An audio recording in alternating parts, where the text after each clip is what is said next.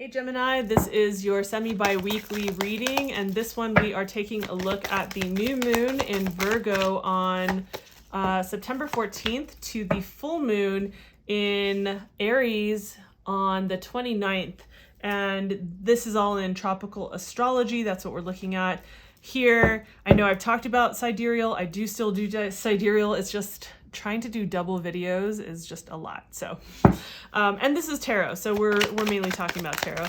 So in these readings, these are more of the short and concise readings. If you want to get a longer reading and overall view of what the month of September overall looks like for you, you'll want to check out the monthly readings, which I'll link at the end of this video. So in this video, we're looking at the new moon building up to the full moon, right? It's that waxing phase of the moon where we can really build momentum. A lot of people talk about, planting their seeds, setting their intentions, those kinds of things.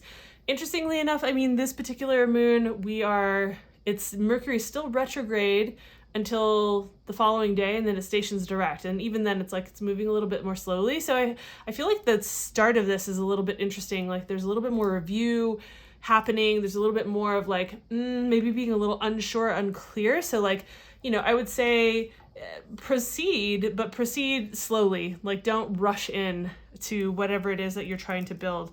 So in this particular reading, for now, at least for this format that I'm doing, we are taking a look at which area of life is being brought up and saying hey, if you put your time, energy, and attention into this area, then it will benefit the most other areas of your life. It'll ripple effect out and really get some momentum building towards what it is that you really want to be building. So here we see that the midheaven is what is showing up for you.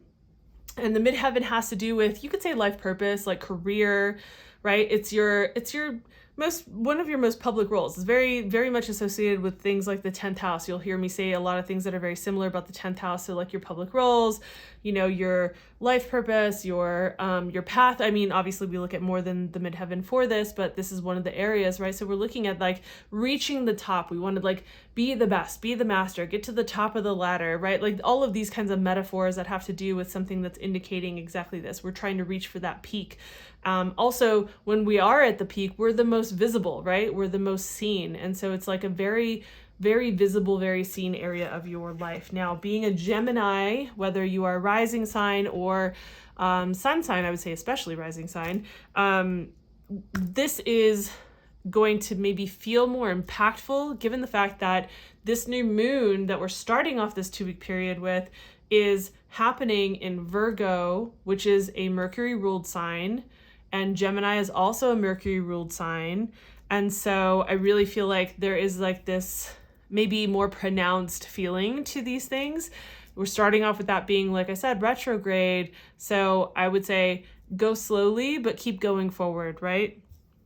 And what's interesting too is that I see, you've probably been putting work into this already for a little bit, Gemini, but here we have your spiritual advice talking about there's an opportunity opening up for you, or that there are multiple opportunities that are opening up for you, and almost you're getting an assist.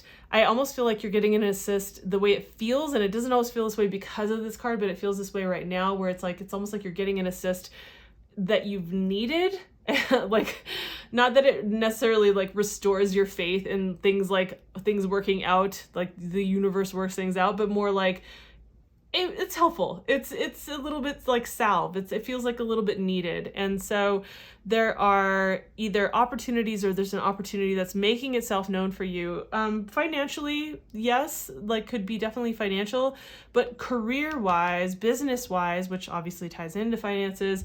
And so that is showing up for you. So be aware, widen your gaze, widen your perspective, make sure that you are paying attention, be attentive to the opportunities, the doors that are opening, or the conversations or the connections that are happening, so that you can explore them, right? Feel into them. I'm not saying say yes to every single thing, but I'm also saying maybe don't say no to things that don't look exactly the way that you would want them to at first, because there are opportunities that are unfolding inside of that, right?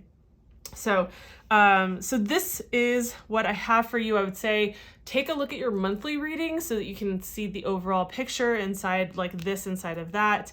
And I will try to have some videos out for astrology as quickly as possible. Certainly I don't think for the new moon in time, but I'll try to get a reel or a TikTok or something like that out. So make sure you're following me there so that you can get at least small video updates about the astrology if that's something that you follow me for. I will, because I haven't had time to put them out in a full video, like longer format, that's where you can catch me doing like short little like videos about some of the astrology. So anyhow, thank you for your time. Thanks for being here. And make sure that if you liked this, if it was insightful, that you hit the like button. It helps me with the algorithm gods. And also subscribe while you're at it. Why not hit the notification bell so that you don't miss any of these videos on the horizon? Thanks for being here. See you next video. Bye.